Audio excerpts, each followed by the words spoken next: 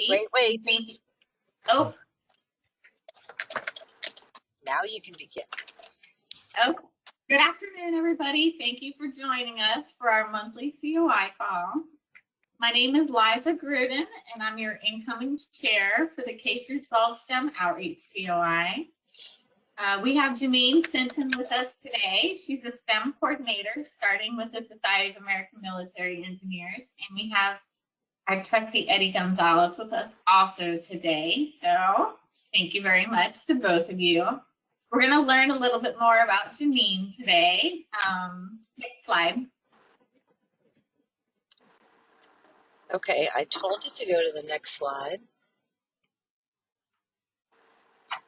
Okay, it's not cooperating with me, so just hang on a minute. There we go.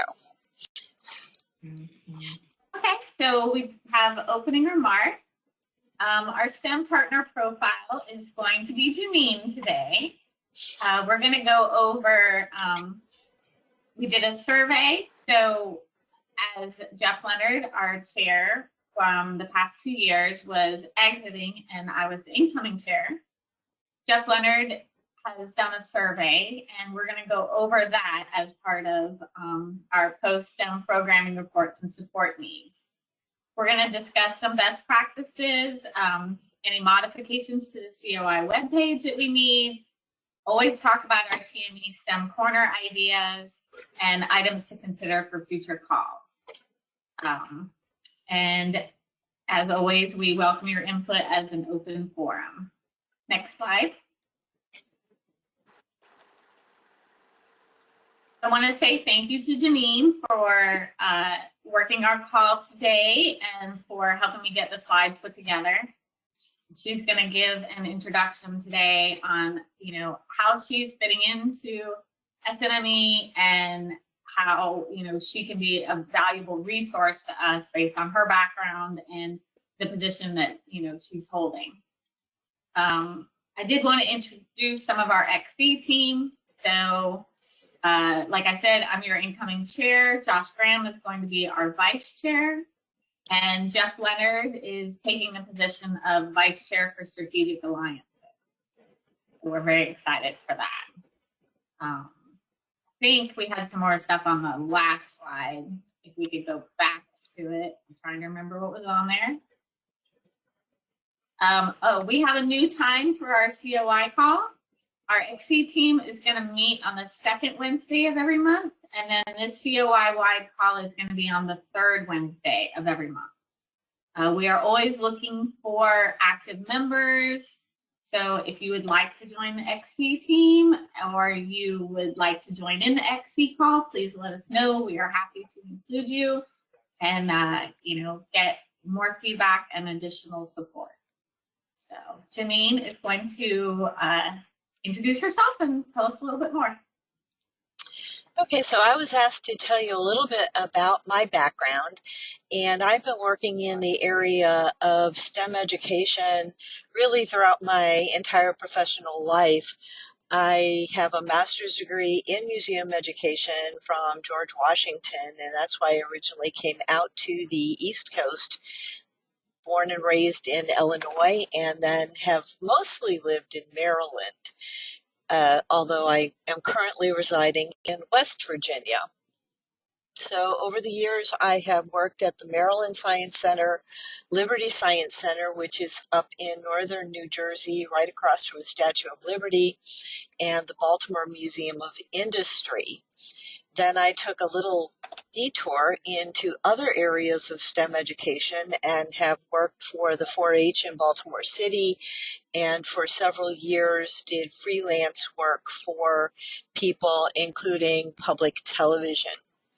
Along the way, I've worked on a variety of projects. I've got one up there called To the Limit, which was an IMAX film that I worked on when I was with the Maryland Science Center. It was about pushing the human body to its limits. And I also did work on a Ken Burns documentary on the teacher guide that went along with that called Horatio's Drive. It was actually narrated by Tom Hanks, but no, I didn't get to meet either Tom Hanks or Ken Burns. Oh man. Yeah, I know. People find out I did that and they're like, "Oh, wow, that's cool." I'm like, "Oh, yeah, guys, sorry. Didn't get to meet anybody." I also have worked for a public library system for several years as a reference librarian and doing STEM programming for them and helping them figure out how they could circulate equipment like microscopes and rock collections, things like that. And most recently, I was working for the American Society of Civil Engineers as their pre-college outreach manager. And while I was there, I worked on a couple of big projects, one of which is called Project Build, and that was a National Science Foundation grant where we were having engineers come into public libraries and do programming there. We developed several activities for that, and I've got the link in the notes here, but can also share that with people because it's a good collection of activities. And also another good collection of activities is associated with the second IMAX film that I ever worked on, which is called Dream Big, Engineering Our World. And that is still under contract in a lot of museums across the country, including the Smithsonian. And we created a lot of activities to go along with it, both activities and also webisodes, which are like 5 to 6 minute featurettes on things like wind engineering or earthquake engineering. And they are a great outreach tool as well. And those things can be found on the Discover E website. Dream Big, Discover E/Dream Big. And we will be talking a little bit more about some of these because these are good, solid core materials that the engineers of SAME can use as well. So you can find out more about me. I love to chat, so feel free to contact me. Does anybody have any questions about my background?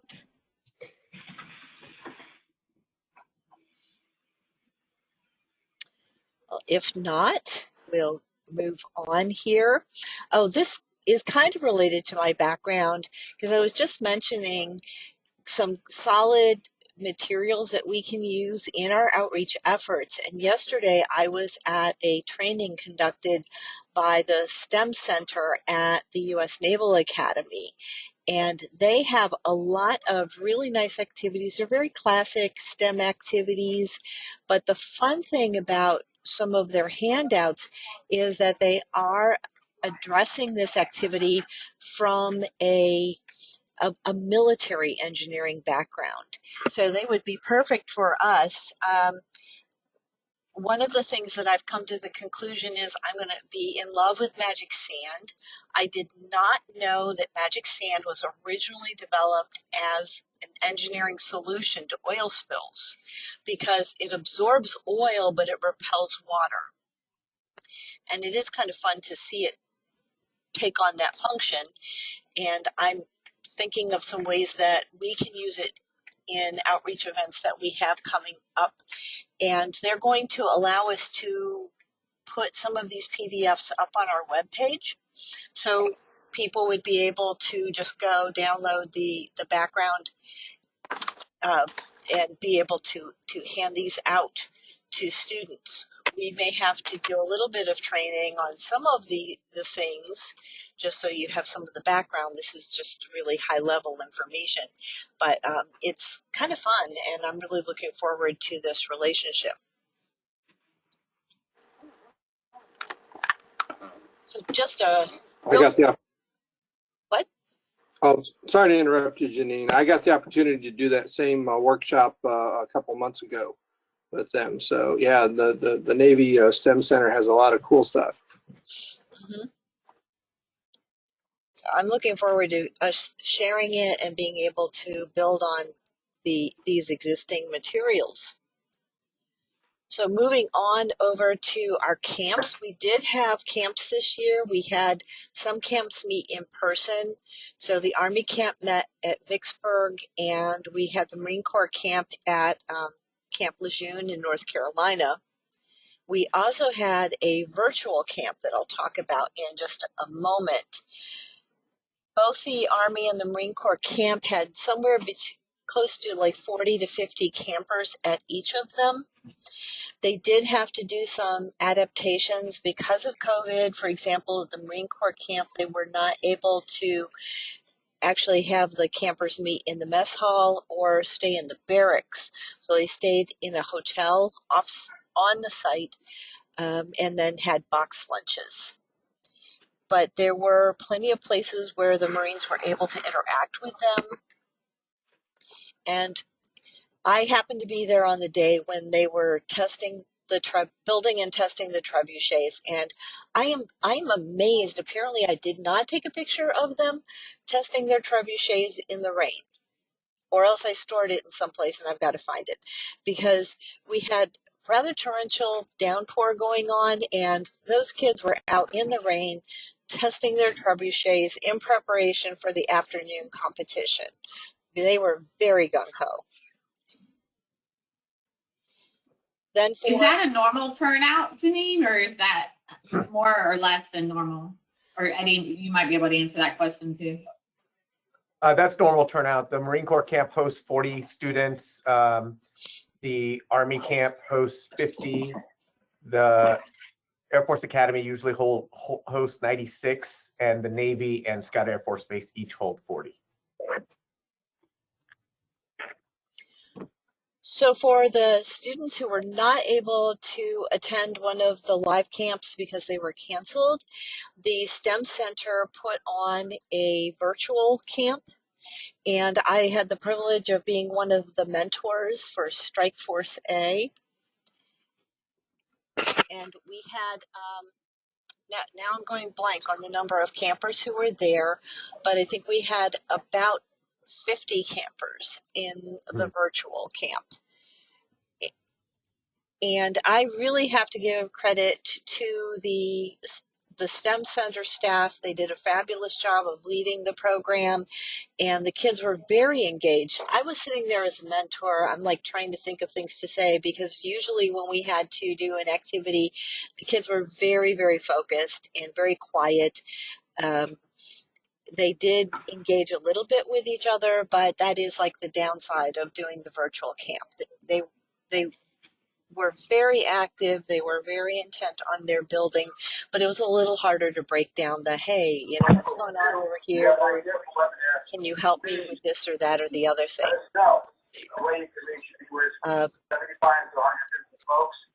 So I think somebody doesn't have their mic muted. let me see if I Just called in. I will try to see if I can figure out who that is. Caller 1. Find caller 1 on the list. All right. There we go. All right. So, you know, they worked really well, very intently, and we were able to see the things that they did invent and engineer and come up with. So, you know, I certainly had a good time as a mentor, and the kids had a good time as well. So that's my camps update. Does anybody have any questions?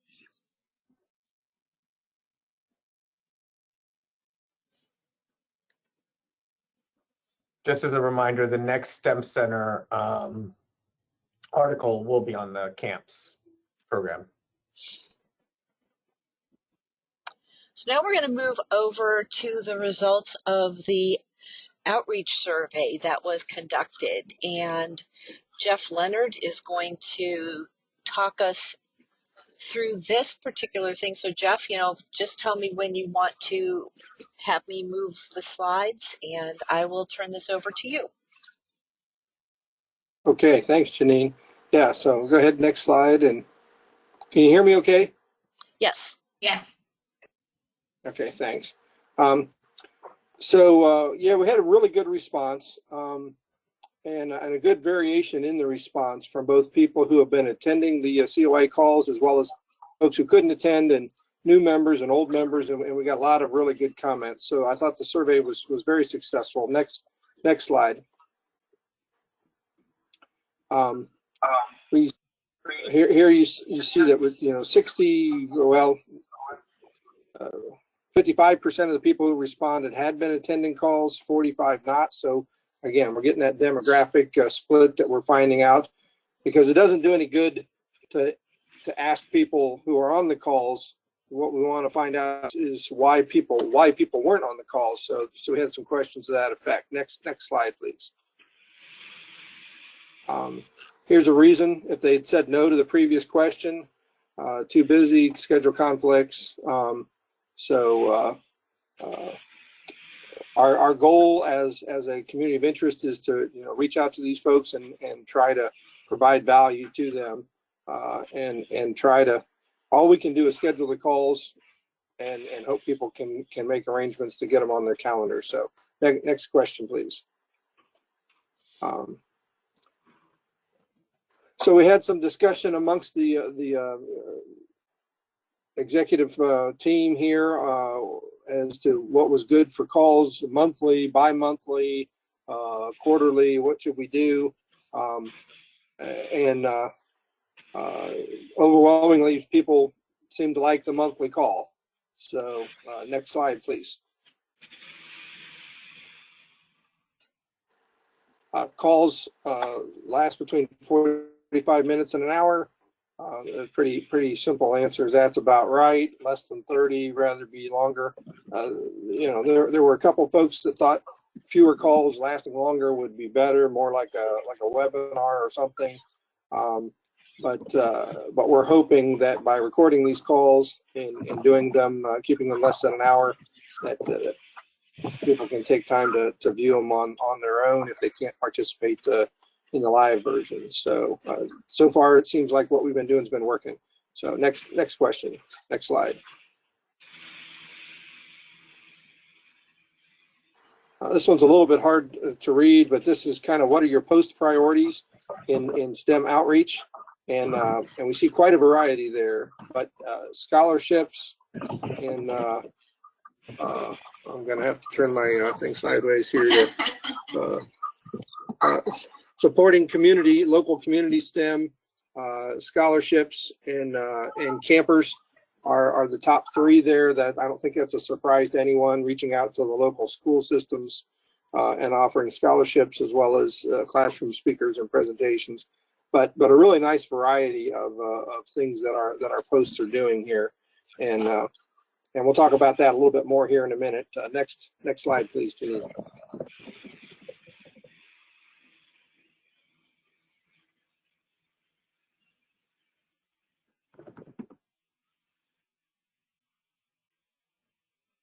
So our last question on there was other, and this was some of the others that people mentioned: hosting workshops, hosting a camp, a one-day day camp type of thing. Some of our posts have very elaborate, very extensive post STEM events that they run or sponsor. Others are provide manpower, that type of thing. So a lot of things going on. But one of the things that I'm hoping we can do this year is for these posts that have their own events or sponsor an event, that we can get them on these calls to share their expertise with the other posts. So a lot of the posts will participate in Engineering Day, for instance, at Wright Pat Air Force Base. The Air Force Institute of Technology does a STEM Engineers Week, and they bring in high school students from around the area, and our local post is one of the folks that helps put on some demonstrations or events for that week-long event. So next slide, please. What are your STEM's desires, needs, priorities? Unfortunately, the questions are cut off a little bit there, but the majority was having the COI provide resources to the posts, and right behind that is the how-to tip how to do some of these things, how to put on an evening table at a round robin STEM fair, or how to go into a classroom, or and Janine's got some really great stuff that she's going to bring to us, resources and those PDFs of things that that you can have and download and be ready to use for going into a classroom or going to a STEM event. So I apologize for not being able to read all the questions there. Let's go on to the next slide here. Does your post partner with another professional society, academic or institution, or organization to promote STEM? Boy, did we get a load of names here, and the numbers of universities, of community colleges, of high schools, of other organizations. We're doing it, and this is something that I was thrilled to see. I want to see us find people from here and use them on these calls and expand our relationships, instead of just one post with one local branch or one local chapter. I want to see if we can make these available to all the posts to use. So this was a great list to get, and things that we're going to dive into this year as part of our STEM partner presentations on these calls. So this was huge. Next slide, please. What is your personal passion, priority? And we got a lot of good things. Women in engineering, elementary school, K-12, obviously for this COI, engineering fairs, and the first Lego leagues, the first robotics, those kind of things. So and scholarships and camps. So we have a lot of people passionate about a lot of different things. And that's great. I love that variety, because that we're not just doing one thing, and we can all do what we want to do, as long as in the name of STEM outreach. And again, I want to bring those expertise onto these calls to share with the rest of us. So next question or slide. I don't know how far. So this is just more of those, lots and lots of stuff going on out there. Whether it's middle school or K-12 or elementary school,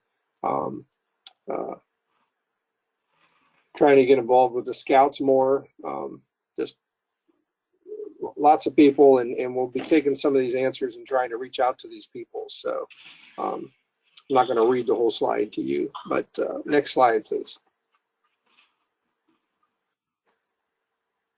So what can we, as the K-12 COI leadership, do for you in your post? And we did get some comments that what we're doing is what most people want, providing best practices, facilitate some of these connections, try to take some of like the Discover E and some of the more national connections and help the local posts get there. So that's why it's important for you to be registered as a member of the COI or registered as your STEM POC, because when we have a direct request for from someone putting on a competition in a local area, we want to reach out to a local post. We need to know who to talk to. So someone suggested recording our meetings, putting them on YouTube. We have been recording them, putting them on our website. But next slide, please.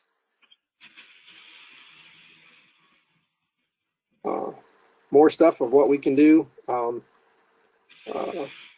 Basically giving them resources. We need to populate our website with more ideas, more information on things that they can do, best practices. One of the things Liza mentioned earlier is always looking for fresh faces and new blood. Someone who really wants to just tackle best practices, and every time an idea comes in or a PDF comes in, or someone goes to a workshop and has a new STEM demonstration, we want someone to organize that and get that on the web page, make that easily accessible for anyone who logs onto our web page. So anyone who's much more web savvy than we can use you on the team. Next slide, please. do you agree that we can make SAME the premier K-12 STEM outreach organization in the country? Surprisingly, there were a few more no's than I thought there would be on this question. This was a little bit of a, are we headed in the right direction? But was interesting, the comments that came with the no's were, you know, that the local post should work locally and we should provide information and resources to our local posts. And maybe someone was not interpreting the question the way I had intended to ask it. What I was after was, whether it's ASCE or AIA or the National Society of Professional Engineers or the local high school, when they're looking for an engineer to come and be a career day speaker or do a classroom presentation or something, I want them to think SAME and I've got a local post here that I can contact. And I think we can do that. I think because of our variety, we're not just civil engineers or we're not just electrical engineers. I think we have that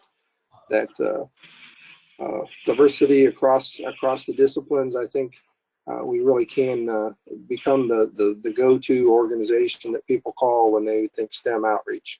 And I think, you know, 80% of our folks who responded agreed with that. So next slide, please.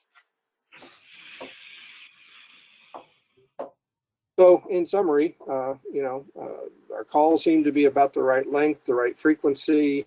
We're trying to build our website full of resources. So we want to keep doing what we're doing. We want to expand what we're doing. And there's a lot of posts out there doing a lot of really cool stuff that I was not aware of. And so we need to try to track those folks down. Hopefully we'll get from the contacts on the survey and see if we can't bring them in and help them and ask them to help us provide more information to other posts. So especially building our lists of best practices and how-tos and demonstration lesson plans, if you want to call them that. So I think that's all I have, Janine. Okay, well, thank you, Jeff. There's actually a comment in the chat that said it would There is. Okay. be great if, sorry, I'm going to get back up to it.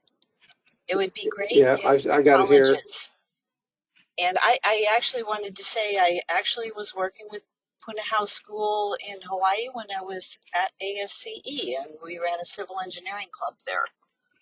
So, you know, definitely adopting high schools is a great idea. That's a great way to put it. Our local post here, the Kitty Hawk Post in Dayton, Ohio, we were calling them ambassadors.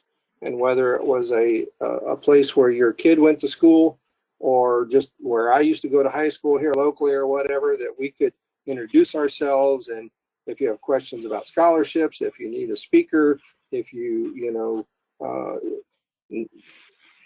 contact me and I'll find the person. Oh, the echo there.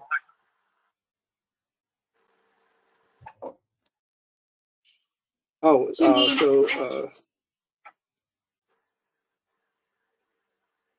heard so we have Liza. questions about student chapters. We have questions about student chapters for high school. I know we do college student chapters. Do we have any high school student chapters? I'm not aware of any. Be like the junior ROTC kind of thing, high school student chapters. We do have folks like a school will start a first robotics team or something, and members of the local post will sponsor that, or the post will sponsor that. But adopt a high school is a good idea. I don't know that we've ever had a high school student chapter. That's an interesting concept that maybe we should think about, Liza. That definitely falls into our K through 12, although I think that middle school is really the best place to try and, pull people into STEM and keep them, involved at that level. Because that's where the science and math interest, peaks, and we seem to lose kids at that level as well. So, yeah, when you reach high school, they're kind of already figured out kind of where they're going. And you're right. I think middle school is a key to getting them interested and showing them the benefits of that. The biggest problem, I will say, from a personal standpoint, having tried to start some college student chapters, is you've got to have a faculty member who's going to be the sponsor or the whatever the faculty liaison who wants to do it. Because if he's the one that's there every day, he's got to promote, he's got to put a poster on his door. We can walk in and do a classroom talk one day, but someone has to want to run it on their end.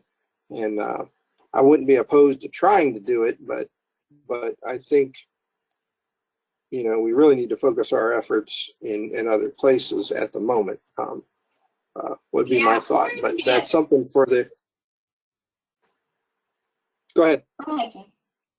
It can also be at the county level. Like in Tampa, we have something called the Hillsborough Education Foundation, where, you know, they look at students that qualify for low income in middle school and high school, and they actually assign them a mentor that they meet with every at least 3 weeks out of the month.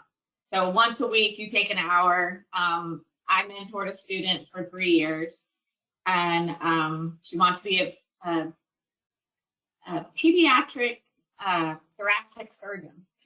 So, but at the county level, you know, you can get that as well, because they served all the different, you know, all of Hillsborough County, which is the Tampa Bay area, and, you know, matched up the mentors, had training, and then basically walked you through the program. And then at the end of that, if they met with their mentor and they made it through the end of the program, their entire bachelor's degree was paid for. Wow. So we have something in the Dayton, Ohio area, Montgomery County, where they have a STEM service center. It's the Montgomery County Educational Service Center, and they have a STEM office. And so all of the local school systems throughout the greater Dayton area work through that STEM center for their needs. And so we have formed a partnership, so to speak, or introduced ourselves to them to say, hey, when you have somebody who wants to do a STEM night at their school, or they want to do something, you know, let us know. We're here to help. And it's kind of a countywide through the school systems. Again, I have to think about student chapters, but that's something that the K-12 executive committee can work on. What's the next slide, Janine? Is there any more questions in there? Oh, here's some more stuff in the chat. So,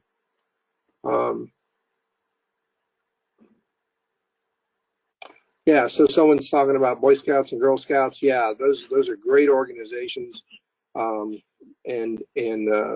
they're always looking for folks to help them grow their STEM areas, whether it's their badges that they're earning, or they want to do just a. We did a STEM camporee at the local council level and supported those efforts. So.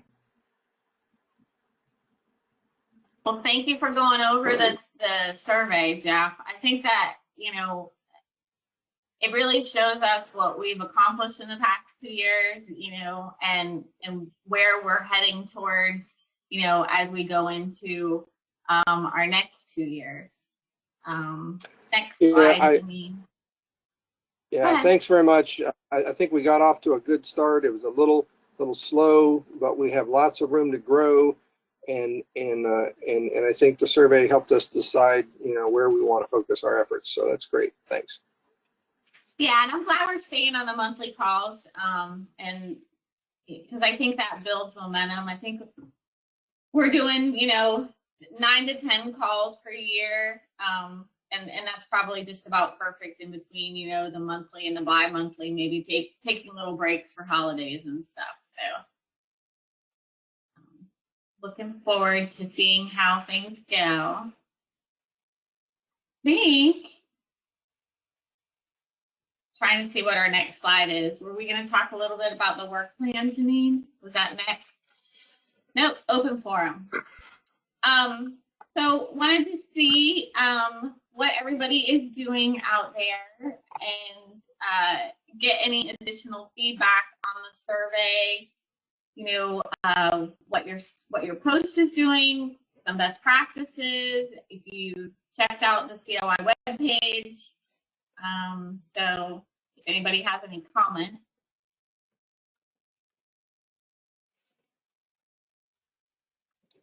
Feel free to turn on your mic and your camera if you want to discuss anything.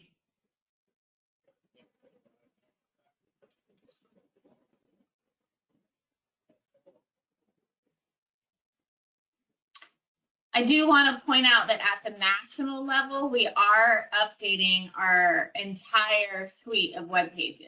So we're going to do some tweaks to our COI webpage, but everything is going to be completely overhauled. And Janine, do you know when that's supposed to be complete? Do we have a timeline for that? I believe the timeline was to have it completed by the end of this year. That's wow, that's ambitious.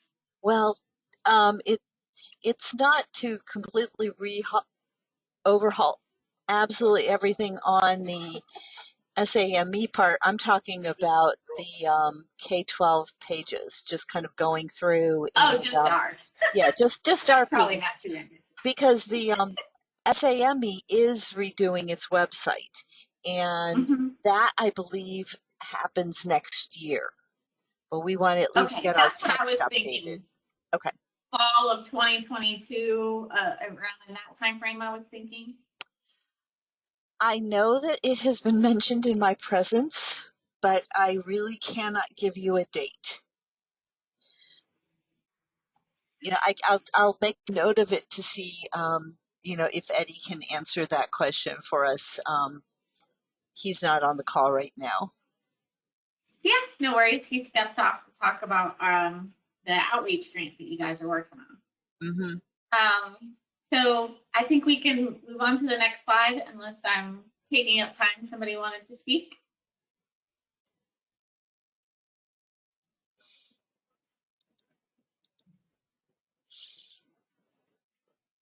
One of the things that we've been working on, that Jeff started working on, that I want to continue to kind of drive home on these calls, is we're really trying to identify who the points of contact are for STEM at each of the different posts.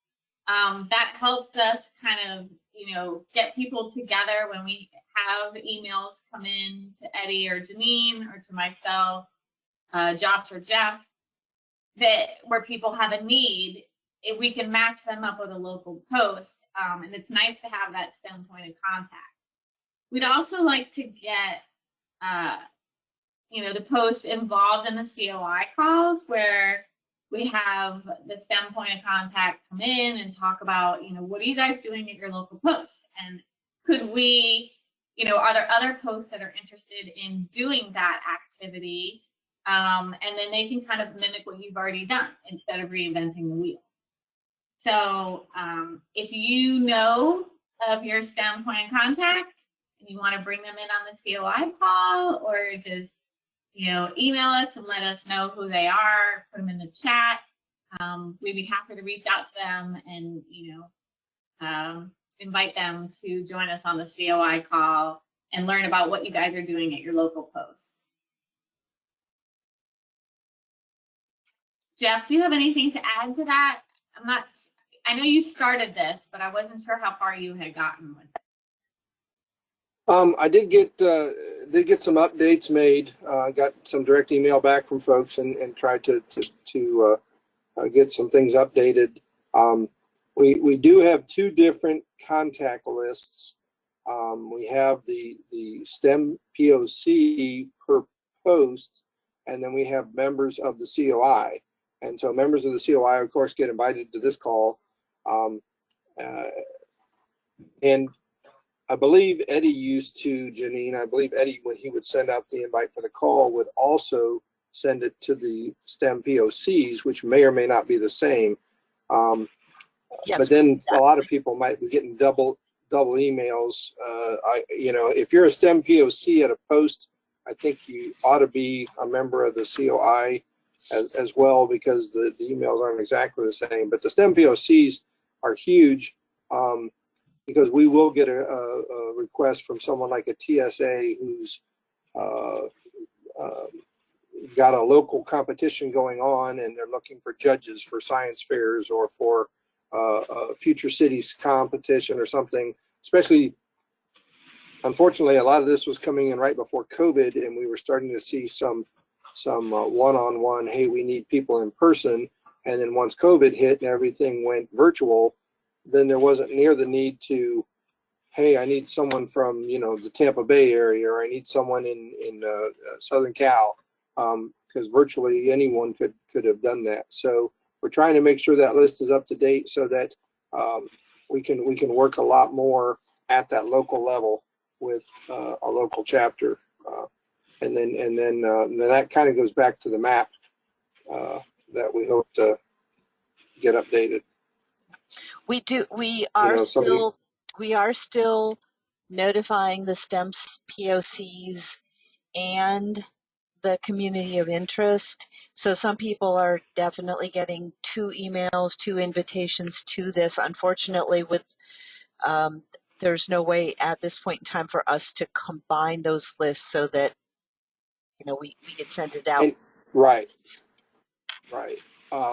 If we knew for certain that everyone who was on the POC list was also on the community of interest list, we could not send this invite for this call to that POC. But I'd rather have people get it twice than not get it. So I'm fine with the way things are working right now. Liza, that's probably more you and Eddie and Janine to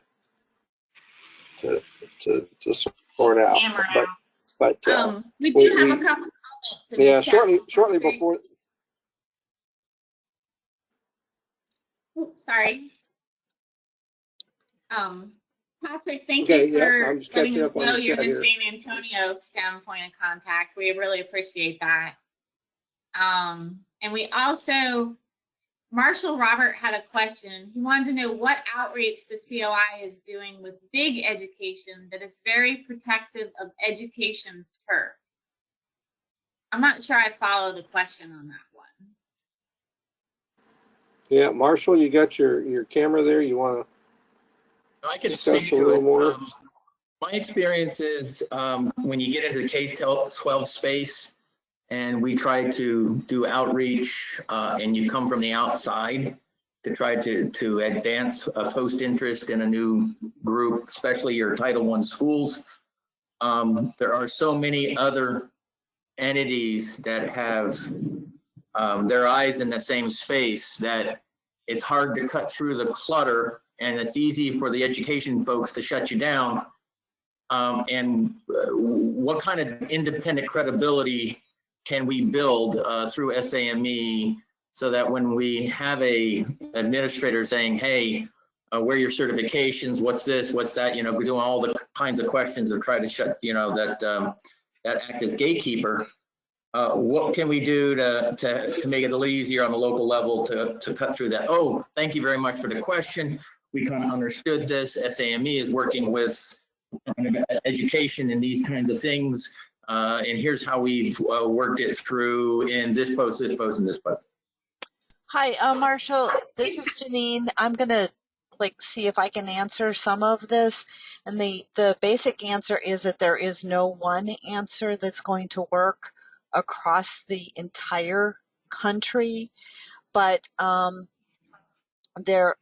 there are some pieces of this, because you are right. You will go to a school and you're going to say, hey, we'd be willing to help with this, or this. And they'll look at you and treat you almost like, what's your agenda? Very suspicious. No, thanks. We've got what we need. And those schools very often aren't really letting anybody into the school. So one way to get into a school is to, through members of your post who have kids at a school. when you approach a school and say, here's my local interest, here's our interest, because we do have kids in your school, they are more receptive to hearing from parents. The other thing is also to remember that schools are not the only source potentially of outreach.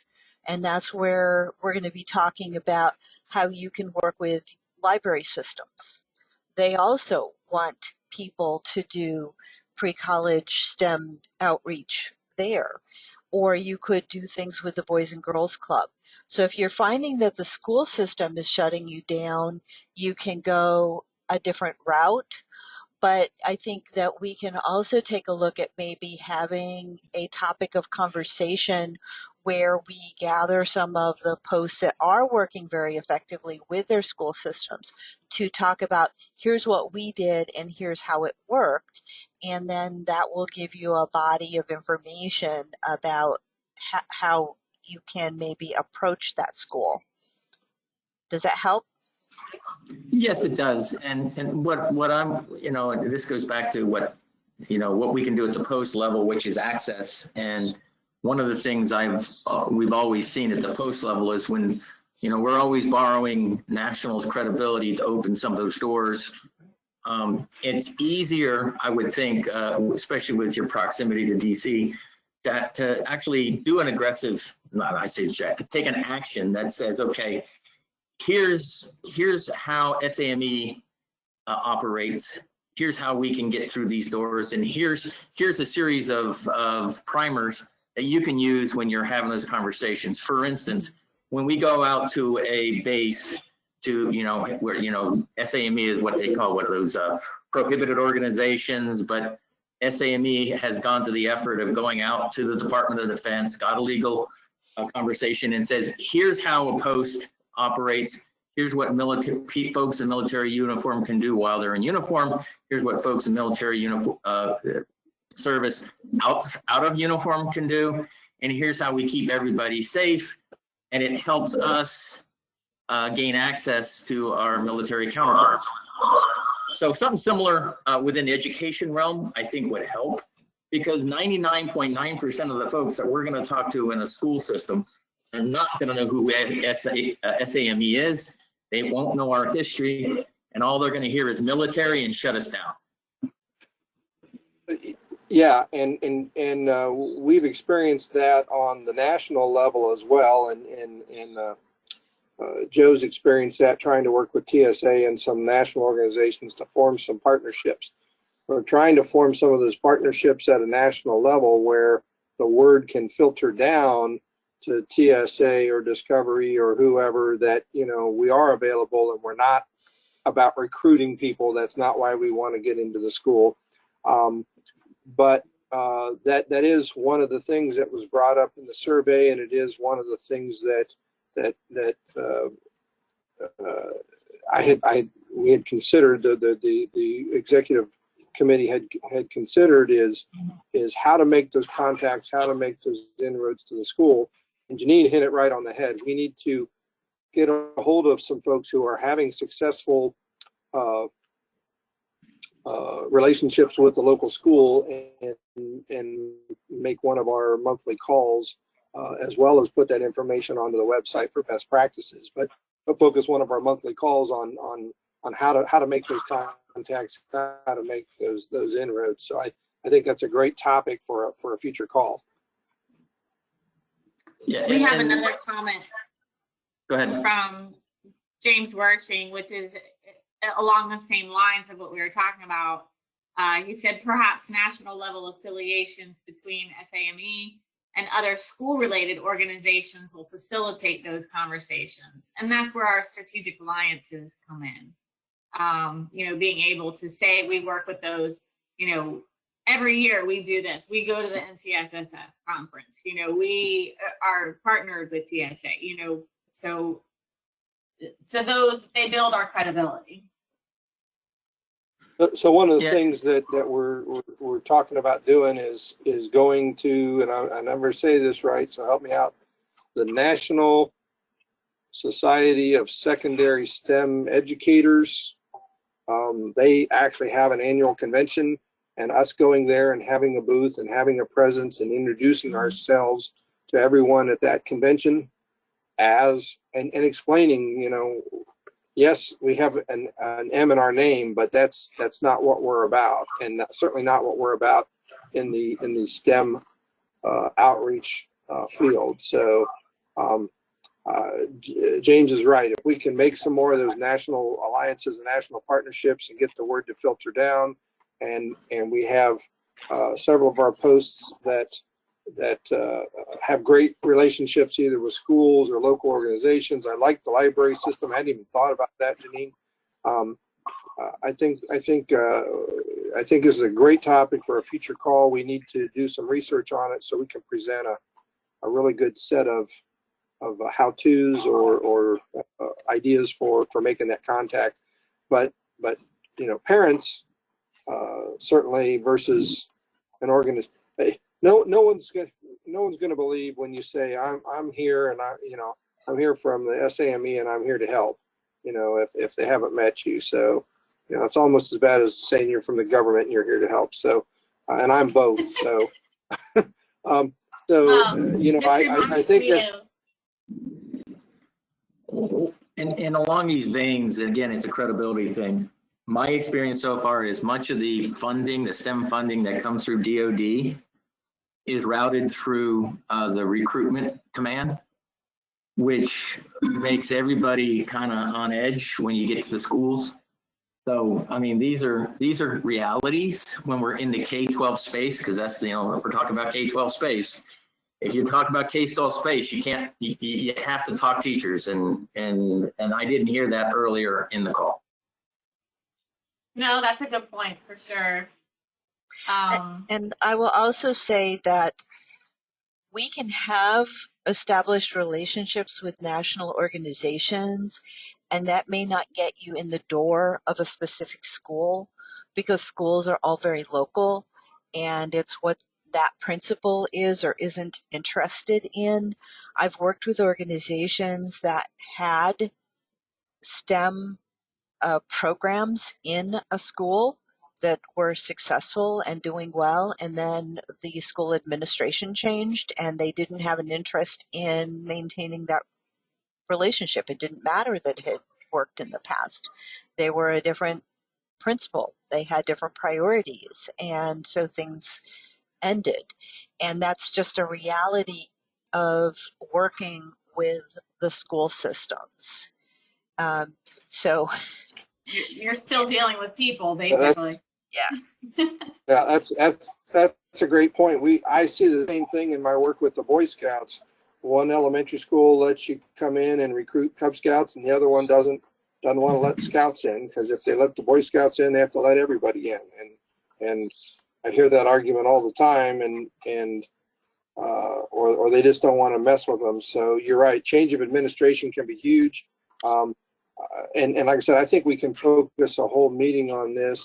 The idea of going to the counselors with the idea that if your post offers scholarships, if your post offers a grant to a STEM teacher for that they can apply to use money to buy equipment or something for their classroom, if you can kind of show them up front, I really am here to help, kind of a thing, with the scholarships, with a STEM grant.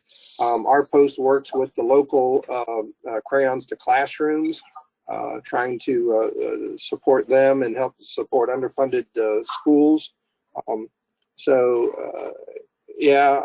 It's tough. It's tough because you're right. You're operating in their space, and I like the way you said that.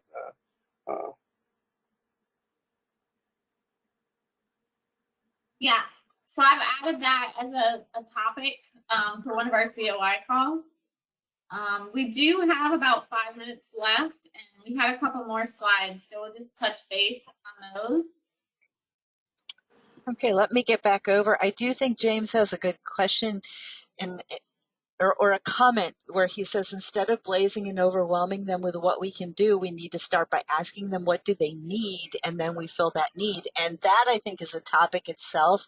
It's called a community dialogue, and it's a major part of a grant that we're putting together for outreach to Native American communities, but it works with any community. So how to do a community dialogue can also be another topic for us. So sorry, I'm trying to persuade my mouse to get over to our slides. There we go. So do you want to go through the work plan, or do I just want to point out that we are updating the work plan. We're expanding upon what the work plan that we had already put together. The one thing that we are looking to add is an XC person for the leadership team that would focus on diversity. In the K through 12 space, you know, I can't remember the number, but it's a very large number that we're going to have a shortage of, you know, STEM people coming up and being interested, you know, to pursue this all the way through college and come into the profession. We want to make sure that, you know, we're pulling a diverse range of people, you know, up through K through 12 and college and into the profession, you know, to be going forward as our next generation. So that was a brief overview of the work plan. We'll continue with our monthly calls. We will have our outreach. Jeff will be bringing us lots of strategic partners to discuss on our call. We'll learn more about them and maybe even bring some of our past strategic partners back in to talk about some of their success stories. Our next TME STEM Corner article is due September 15th for the November and December issue. And as Eddie indicated, we're going to do camps. We do have another opportunity. The next TME STEM Corner article after that is due November 15th. So we need to start thinking about what we want to do for that. And that would be for the January, February 2022 article. Yes, we're already talking about 2022. I don't know how this happens. We have two topics lined up for August and then for September. The next call is going to be a joint call with the Forum on Student Chapters. Do you want me to talk about Janine, that? you know way more about that than I do. Okay. So in August, the SAME for the college outreach and the student chapters has the forum on student members and student chapters. And usually this is done live in conjunction with the PLW. We are doing it, this is our last round of doing some things virtually. So on August 16th, 17th, and 18th, we will have 3 different sessions. One is the one on Monday, the 16th, is who is the SAME student member. On Tuesday, we'll be talking about running a successful and sustainable student chapter. And then on Wednesday, the 18th, doing a transition from the student member to professional member. And of course, we are part of that pipeline. And, you know, for the K-12 people to know and understand kind of where things end up going at the college level can be very useful. So rather than having our monthly call, which would be in the same time frame, we're going to encourage people to log into one or all of these sessions that are part of the forum.